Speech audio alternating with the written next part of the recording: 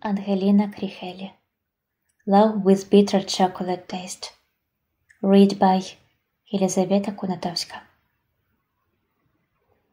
Mark admired his beloved as she sipped languidly in their shared bed in the early hours of Sunday morning. The day promised to be fantastically romantic and filled with passion. The man gently ran his hand over the naked body of the sensual woman who had spent the night fountain emotions and given him pleasure, and who immediately responded to the uncomplicated caress. With a languid smile, she pulled him down on top of her without opening her eyes. "Mark," she moaned softly in French. He was amused by Milana's desire to learn his native language. She thought it natural and right. After all, having once come here, he also had studied before opening his own small salon of phosphorus chocolate.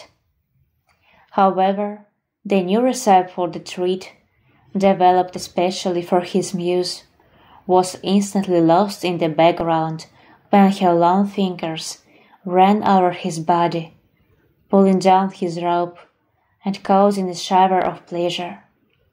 As they kissed and were carried away by ecstasy into the unknown reaches of the subconscious, they stopped abruptly when they heard the doorbell ring.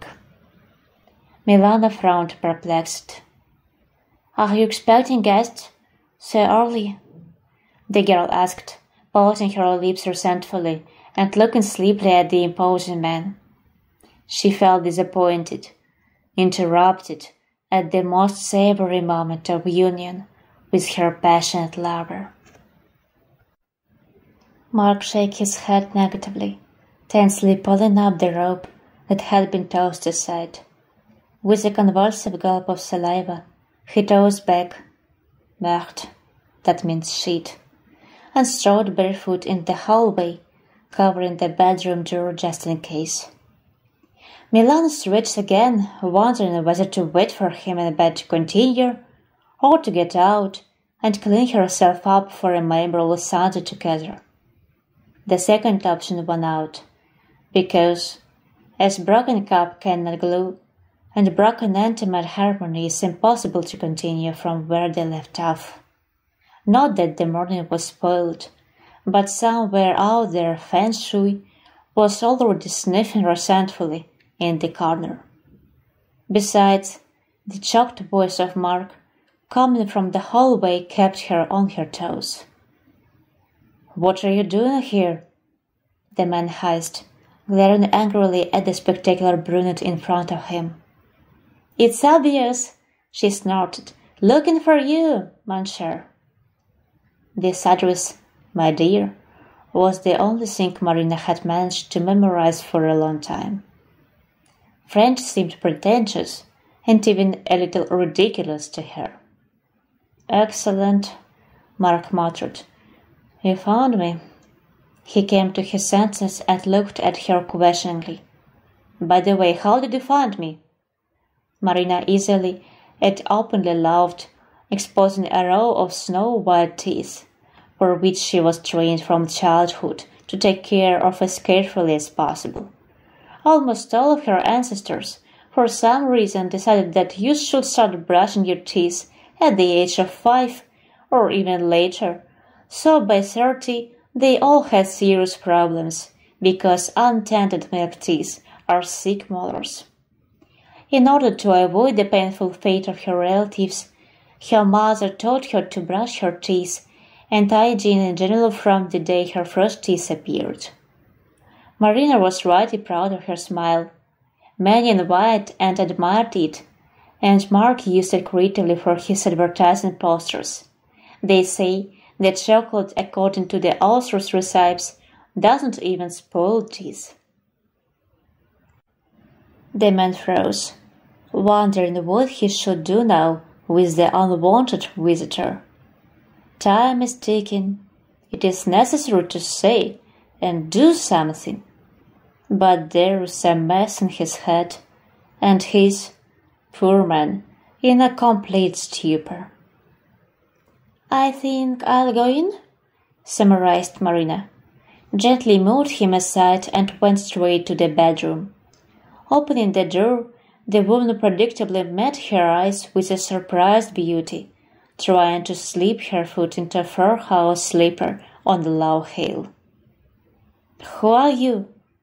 Milana asked, frowning puzzled by the visitor's incredible audacity.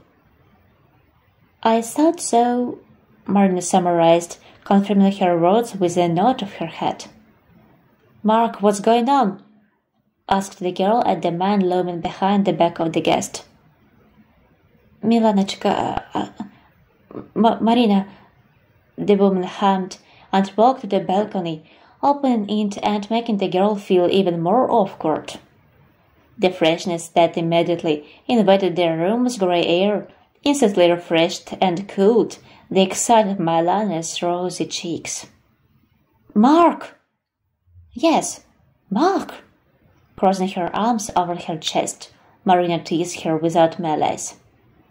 Milana was beginning to guess that she had become a participant in a vaudeville act that no one would want to be in. But she still cherished the hope of a mistake, an unfortunate misunderstanding. Mark, like a fish, opened and closed his mouth without uttering a word. He was shocked and completely disarmed. "Well then, let me moderate the meeting," she smiled cheerfully, as if she were back at work during negotiations with clients. "My name is Marina, and I'm, as you have probably already guessed, Marcus's wife." The Frenchman wrinkled at such a pronunciation of the name. The wife is invincible in this. But here Milana shocked him even more. Spreading in a friendly smile, rose from the bed, walked around and extended her hand. "Milana, turns out the mistress of Monsieur." Both women laughed, with absolutely no intention of causing each other any mental or physical discomfort or damage. "Do you want me to leave?" simply asked the mistress, who had previously whispered his name passionately in the same voice. "No," the wife shrugged. Now there was bitterness and sadness in her voice. "Once you are here, there is no point in leaving." Mark didn't quite understand the meaning of her words, but he felt it. Milana nodded understandingly. "What should we do then?" she asked. "I'll go," she decided, and immediately headed for the exit. Mark couldn't allow that to happen. He would lose half of his business, according to the terms of the prenuptial agreement. "Coffee?" Milana started with a question. Maria turned around, surprised, already in the hallway, about to open the door. "I guess so," the woman nodded, heading for the kitchen. Mark looked at his watch in shock. Milana didn't know that the apartment was for rent, and that they had to get out of here in a few hours under a plausible pretext. He always found something to occupy the girl after hot sex, finding concerns for her leisure time. While the women prepared and then drank coffee, the man tried to come to his senses, trying in vain to understand their behavior. He was not succeeding. Why the hell were his wife and mistress putting on this show, drinking coffee in the kitchen of a rented apartment? What were both of these complete strangers, as it turned out, trying to accomplish? Both Marina and Milana at this moment diligently sought only one thing: not to cry, at least not in the face of a traitor and a villain. Marina looked at the girl across from her with interest, listening to her sweet chirp about meeting Mark. Out of the corner of her eye saw the puzzled face of her husband, who didn't understand how to behave.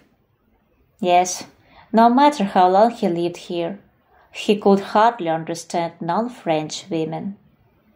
"The girl is nice," and does not seem to be a vicious divorcee. Probably did think he was a free man. Well, sometimes it's good to read of legends. At that moment her husband surprised her by suddenly coming up to her mistress and putting his arm around her shoulders. Both women shuddered with surprise and were silent for half a word, partly grateful for the interruption of the idle chatter, which was no longer strong enough to continue. "Marina, I'm sorry. I should have told you a long time ago, but I'd like to divorce you," Mark said firmly, soothingly stroking Milana's shoulder. She stared at him, unable to believe what was happening. Could it really be like this? Civilized, quiet, and without hair-pulling scandals? His wife scowled softly, masking a surprised smile. Milana suggested with doubt in her voice. "Maybe you rushed your decision, Mark. I did not know you were married, and I won't come between you." She decided for herself that she would step aside, even if she wasn't alone anymore, about which she was going to inform him tonight. Marina raised her eyebrows, more and more surprised at what was happening, and addressed her rival with a barely elusive and not too clear look. She was preparing for a certain course of events, but not a game of give and take, where everyone was ready to nobly retreat for the sake of the other's happiness. Where's the separating bitch? It didn't go according to plan. "No," the woman mumbled. "I'm the one who's embarrassed to ruin your love." "Stop this haggling!" Mark couldn't take it anymore. "I'm not going to suggest that I am the old man out." The women stared at him, then laughed. First just one of them, then all together. But the laughter broke off abruptly, and everyone looked at each other tensely. "When will you be able to sign the papers?" the wife asked softly, squinting her eyes. "For divorce?" the man asked cautiously. "And that too," said Marina. "What else?" ingratiatingly asked hubby, already guessing what the answer will be. "Well, how about the voluntary division of the jointly acquired?" "So that's why you have been tracking your husband?" Milana defended her lover with indignation. "I earned it myself," Mark burst out, blushing. "On the foundation of the startup capital from the sale of my car," Marina objected. Everyone fell silent again. No, this version of events also doesn't fit. "Okay," she took a deep breath. "Okay," Milana nodded quite peacefully. "Fine," Mark snorted. "Here are the documents." Marina took the documents out of her bag and pushed them toward her husband with a soft but confident movement. "You're well prepared." He shook his head, pulling the papers toward him for review. He glimpsed a few pages, occasionally looking up to make sure he wasn't dreaming. "You have thought this through," he said as if to accuse her. "It's not the first day I have known you," she said without rancor. Mark silently went out and returned with his briefcase with documents. Placing it on the table, he opened it with a loud click and took out a ball-point pen. Then he signed all the documents and, putting the pen aside, asked with a polite smile, "If that's all, why don't you join me in tasting a new chocolate recipe?" "I can't stand the chocolate," Marian declined with a smile. Milana looked at the woman in silent surprise. How someone can't like chocolate. "Then I'll go," the woman summarized, getting up and carefully gathering the documents into a file. "I'll send you the keys to the apartment by mail when you tell me your new address." After all, it will have to be sold to the wide earth. Have a nice day." She waved goodbye and even sent a slightly cramped air kiss. Marina left, and Milana continued to stare dully at one point. Her man turned out to be a liar on all counts. He's not free. This is not his place, and his business is built on his wife's money. Even if it is at the expense of his talent, then was this true? And why did he file for divorce? Did he really love her? Or was he just using it as an excuse? "Milana," Mark didn't take too long to explain. Instead, he reached for her lips for a kiss. The girl melted into his embrace. The residue certainly remained from the visit of this slightly strange lady. But now she was ready to forget herself for a while in his tender arms. The evening was fast approaching, and there was no decision as to their future fate. She was going to tell him today about the pregnancy and unobtrusively offered to move in with him, since she herself had been politely asked to leave the rented apartment. But now it seemed ridiculous and inappropriate, because where is she going to move? To him? To a rented apartment for the weekend? Ridiculous. She absent-mindedly picked at a chocolate treat with her spoon. But today, surprisingly, the chocolate was not only not soothing, it was irritating. Or maybe just a symptom of the proverbial pregnancy. "Why are you picking at the dessert?" Mark grumbled irritably. "I didn't work hard for my boss." "Where are we going to live, Mark?" She interrupted him gently. "What do you mean?" The man was taken aback. "Exactly what I said." Milana shrugged her shoulders. "You told your wife about the divorce, probably intending to live with me now. Or did I misunderstand?" "Right," Mark mumbled. "But is it really all that important?" He reached out timidly to hug her. "Of course it is," she nodded judiciously, "because even the most delicious dessert will not shelter you from the rain and cold, will not warm you in the frost, and in general—" "What in general?" Mark asked, irritated again. "Why are women so pragmatic and unable to appreciate romantic gestures?" Lamenting his life, he headed for the sink to wash someone else's dishes.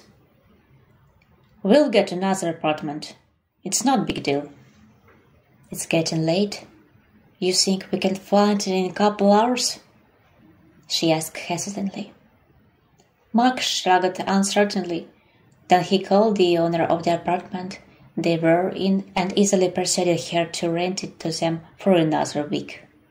"See, that's all it took," he concluded under the skeptical gaze of his beloved. "And then what?" "What then?" Mark exhaled nervously. "Love happens, and chocolate. Don't ask stupid questions." Milana remained silent. Taking a shower, she tried to understand why she felt empty instead of happy. After all, they had always been so good together. "What do you mean you can't cook?" Mark asked incredulously the next morning, sitting at the table in the kitchen, waiting for breakfast. Milana wrung her hands guiltily, but she couldn't answer in her own defense. "I always ordered 3 meals, and you took me to a cafe or a restaurant," she muttered, smiling shyly. It did not work. A smile for breakfast turned out to be inedible. Mark informed her about it in colors. When he saw tears coming to her eyes, he immediately hugged her, assured her that everything was all right, and ordered a pizza home. The celebration continued. However, for some reason, Milana still could not talk about the baby. The next week's light and gas bill for Mark's cafe really pissed him off, because it was going to cost a lot of money, and the chocolatier was getting less and less frequent visitors. "Why do you think this is happening?" Milana tried to take a lively part in the conversation, hoping to win him over. "Are you kidding me?" Mark flared like a match, jumping up from his seat. "It's Marina." "And what does she have to do with it?" perplexed the girl. "She is also a chocolatier, and now became your competition." "Think what you say," snorted the man.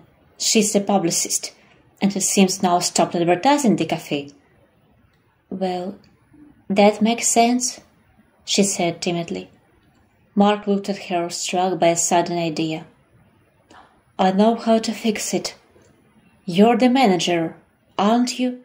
Why don't you go into advertising?" "It's all in the family anyway," he said, hugging Milana again with a disarming smile. "I'm not sure I can do that," she said hesitantly. Then she told him about the pregnancy and looked at him expectantly. But instead of the expected joy, the fireworks of emotion, Mark stared at her, dumbfounded, and immediately stopped hugging her. It was as if she'd just announced the presence of a contagious disease. "But I can't have children," the man said in shock. "What makes you think that? But you will." "It's some kind of mistake," he mumbled, walking out of the room and then out of the apartment. Milana stared at the front door for a while, hoping that he would come to his senses and return, but the door wouldn't open. Then she picked up her cell phone and checked to make sure it was on, just in case Mark called. The phone was in working order and fully charged, but it was traitrously silent. After crying half the night, in the morning Milana found the owner of the apartment. The woman was sympathetic to her chipped face and waited patiently in the kitchen for the tenant to clean up and get ready. She delicately suggested that Mark had forgotten to inform her about the renewal of the lease and to pay it. But Milana knew he had nothing to pay, and he was unlikely to return. Depressed by these discoveries, she tried to say goodbye as cheerfully as possible and left the apartment. Already on the way out of the entrance, it struck her. They had gone to pick up Mark's things at his old apartment. She had memorized the address. Maybe she could find him there. And if she did, she would stop by the coffee shop. Maybe he's in trouble. Why else would he not answer his phone and then disappear off the grid? The door of Mark and Marina's old apartment was opened by an unknown lady, and a man's merry laughter came from the room. How strange. Did they really sell the place so quickly? It was a nice apartment, so it's possible. The new tenant, remembering something, handed Milana a sheet of paper with beautifully written letters. "What's this?" "You're Milana? They asked me to give this to you if you came." The woman smirked and closed the door in front of the dazed girl without saying goodbye. Milana shrugged, perplexed, heading for the coffee shop. The cafe appeared to be closed. One of the windows had a huge "For Sale" sign and a phone number. She pulled her cell phone out of her pocket, checked it. No, it wasn't Mark's number. Just in case she called it, completely lost in the mystery of what was going on. A pleasant and vaguely familiar female voice answered. "Is the chocolate shop for sale?" Milana asked. Of course, the voice on the other end of the line said cheerfully. But the owner didn't tell me anything about it, she mumbled, sitting down on a bench in front of the cafe and wiping away the tears that had run down her cheeks without asking. I am its owner. You? That's right. You don't recognize me? No, it's me, Marina. But how? Mark gave me his cafe in exchange for the apartment we were supposed to share. But there was a woman there. I have just come from there, Milana objected. Where are you now? Carefully and a little frightened asked the ex-wife on the formal hour. Are you near the cafe? Milana nodded, as if she could see her. But it was as if she had indeed seen her, because she hurriedly said, Stay there, and disconnected. The girl wouldn't have gone anywhere herself. First of all, there was nowhere to go. And secondly, confusion, pain, fear, and shame literally pinned her in place. She kept hearing laughter coming from the apartment. A man's laughter. That was Mark laughing, wasn't it? About 10 minutes later, a car pulled up. It was driven by an unknown man. In the passenger seat was Marina, already familiar to her. The woman excitedly said something to the driver and jumped out of the cabin, shivering, wrapped in a warm sweater. She came close to Milana, silently took her hand, and led her to the car.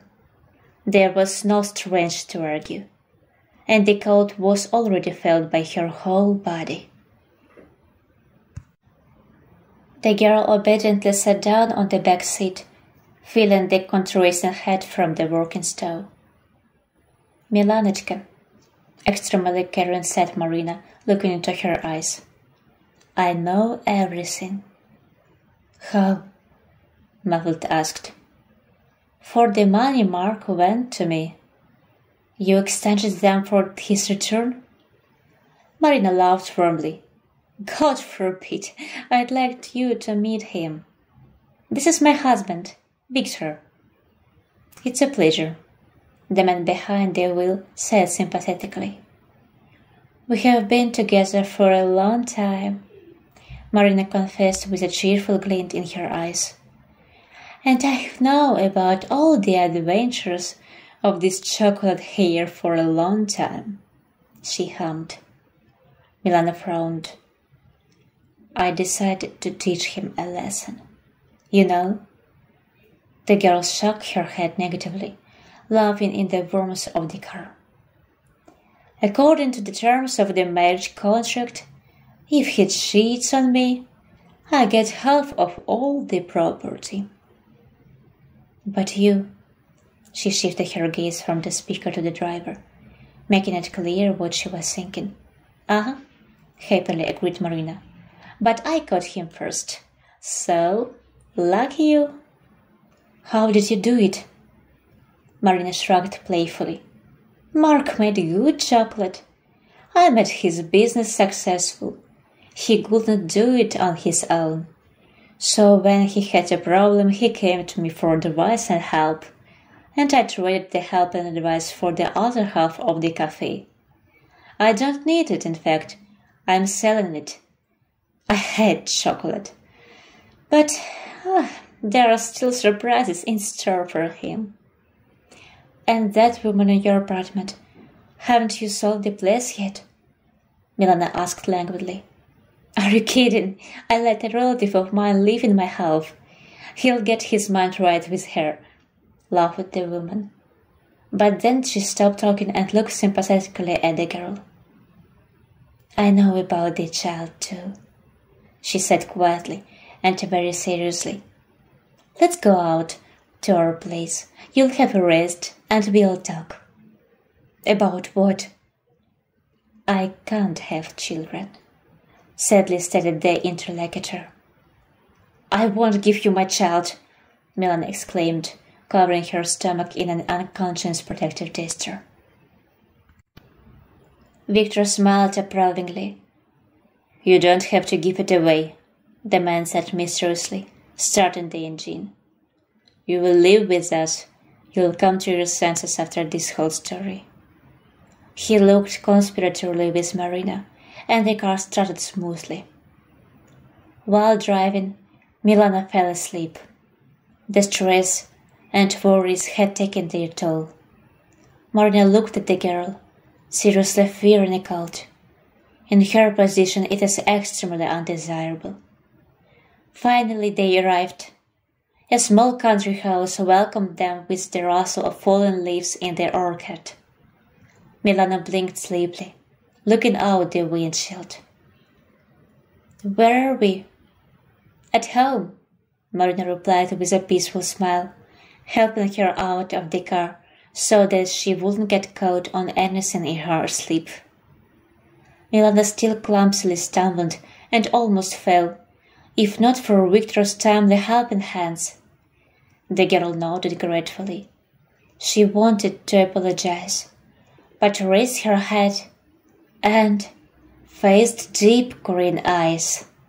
She froze with her mouth open. "Yarek," the sturdy tall man introduced himself, continuing to support her. Milana twisted her head around helplessly, looking for Marina, and an explanation of what was happening. "This is my brother," Victor answered, who was next to her. "Let's go inside, it's cold in here." But Milana was no longer cold or afraid. She drowned in the eyes of the man opposite, and he smiled affectionately, leading her further and further into the house. "Wow, it worked. Are you sure we even need it here now?" Victor grinned, whispering, recognizing the benefit of his beloved's idea. What about the entourage and my unsatisfied curiosity? And then, all things must be brought to the end. Grinned Marina and rushed to the house, catching up with the young people, too keen on each other.